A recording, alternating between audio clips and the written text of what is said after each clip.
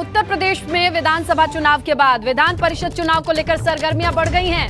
सपा ने विधान परिषद चुनाव के लिए अपने 36 उम्मीदवारों के नाम का ऐलान कर दिया है।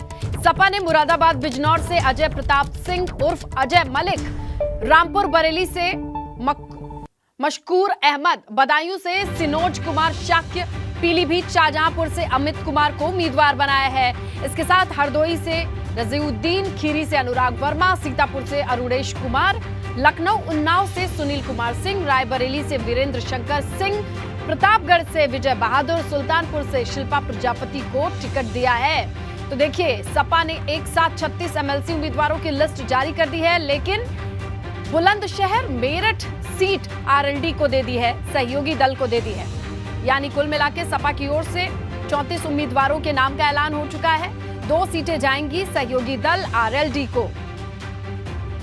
चलिए अब इसकी डिटेल्स लेते हैं। अनुभव से हमारे सहयोगी अनुभव लाइव हैं। और अनुभव, क्या सोच समझ करके इन उम्मीदवारों के नाम को फाइनल किया है सपा ने? क्या चीजें समझ में आ रही हैं एक मर्तबा लिस्ट को देख करके?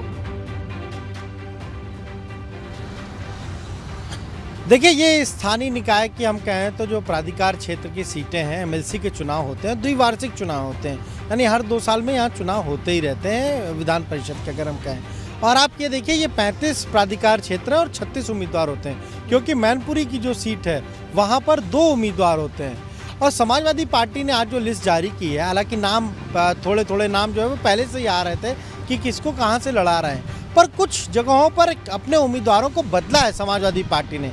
जैसे आप देखिए, जो पुष्पराज जैन और पंपी जैन थे, वो भी स्थानीय निकाय से जीते हुए थे, एमएलसी थे और इत्र कारोबारी जिनका छापा पड़ा था, तो उनका जो क्षेत्र है प्राधिकार क्षेत्र, इस बार वहां पर उन्हें टिकट नहीं दिया है समाजवादी पार्टी ने, वहां पर उम्मीदवार बदला है। दूसरा, आप सीतापुर प्राधिकार क्षेत्र की बात करिए, जहां पर आनंद भदौरिया जीते थे।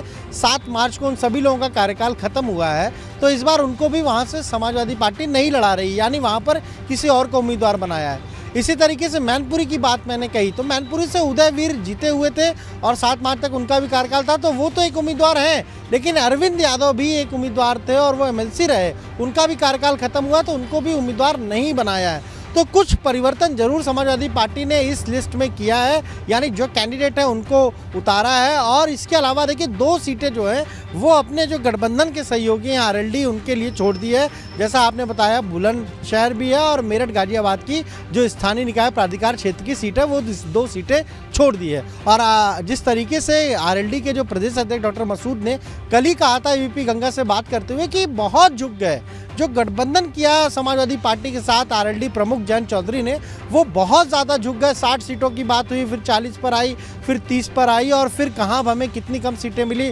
24 मिली, 9 पर वो लड़े, 33 कहने को थी। तो आज हम देख रहे हैं कि कम से कम ये जो एमएलसी की लिस्ट आई है, इसमें 2 अपने सहयोगी दल को भी समाजवादी पार्टी ने सीटें दी हैं। हालांकि तमाम सारे जो सहयोगी थे उसमें सुभाषपा भी है, महान दल भी है, तो उन लोगों को जगह नहीं मिली, लेकिन हाँ, ये ज़रूर है कि कम से कम आरएलडी को 2 सीटें दी हैं।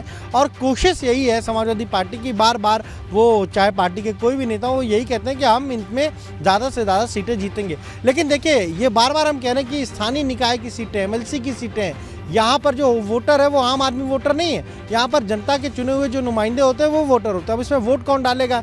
ग्राम प्रधान डालेगा, ग्राम पंचायत के सदस्य डालेगा, ब्लॉक प्रमुख डालेगा, इसके अलावा जिला पंचायत अध्यक्ष, जिला पंचायत सदस्य डालेंगे, नगर पालिका के अध्यक्ष हैं, जो सदस्य हैं, जो पार्षद हैं, जो मेयर हैं, वो लोग इसके वोटर होते हैं। तो ज़्यादातर यही माना जाता है कि ये जो चुनाव है ये सत्ता पक्ष का चुनाव माना जाता है, यानी जिसकी सरकार होती है ज़्यादातर वोटिंग उसके पक्ष में होती है। इसीलिए बीजेपी के चाहे हम उम्मीदवार से बात करें, चाहे पार्टी के किसी भी नेता से बात करें, वो साफ तौर पर कह रहे हैं कि हम 36 की 36 सीटें जीत जाएंगे।